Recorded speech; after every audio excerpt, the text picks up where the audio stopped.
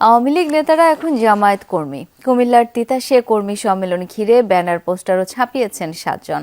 তারা আওয়ামী লীগের বিভিন্ন পদেও ছিলেন, যদিও জামায়াতের দাবি তাদের আদর্শেই বিশ্বাসী সবাই। এটিকে বর্ণচোরা রাজনীতি হিসেবে দেখছেন সচেতন মহল। ওয়ালটন টেলিভিশন মাত্র 25,490 টাকায় পাচ্ছেন গুগল টিভি। মোহাম্মদ হানিফ তিতাস উপজেলার মজিদপুর ইউনিয়নের 4 নম্বর ওয়ার্ড আওয়ামী লীগ সভাপতি ও ইউপি সদস্য।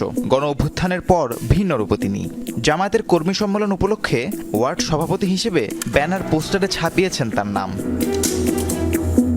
হানিফের মতো ওমর ফারুক, শামীম খান, আবুল কালাম সহ আরো 7 জনও ভিন্ন রূপে, অথচ সবাইকে আওয়ামী লীগের নেতা হিসেবেই জানতেন এলাকাবাসী। ছিল পদ পদবি। স্থানীয় জামাত নেতাদের দাবি আগে থেকেই তাদের আদর্শে বিশ্বাসী ছিল তারা।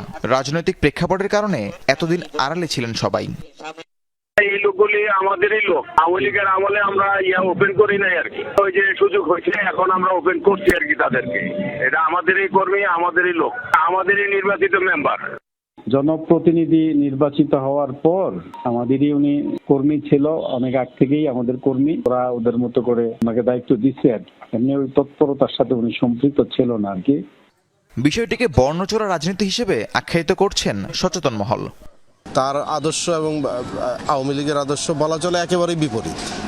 এই অবস্থায় আসলে এরকম কাম্য না, এরকম হওয়া তো উচিত না। বৈরী এবং অনুকূল যে কোনো সময়ে কিন্তু আমার আদর্শের রাজনীতি করা উচিত। এরকম না করলে প্রকৃত অর্থে জনগণের কাছে তাদের যে বার্তা এবং আদর্শের কথাগুলি বলবার জায়গাটা, সেখানটা কিছু কিছু ক্ষেত্রে প্রশ্নবিদ্ধ হওয়ার সম্ভাবনা আছে। আজ ও আগামীকাল তিতাসের মজিদপুর ইউনিয়নের বিভিন্ন ওয়ার্ডে অনুষ্ঠিত হচ্ছে জামাতের কর্মী সম্মেলন। জনশক্তি স্তরে সর্বশেষ রাহিম সারোয়ার, যমুনা নিউজ। তখন সে বিভিন্ন নির্বাচনে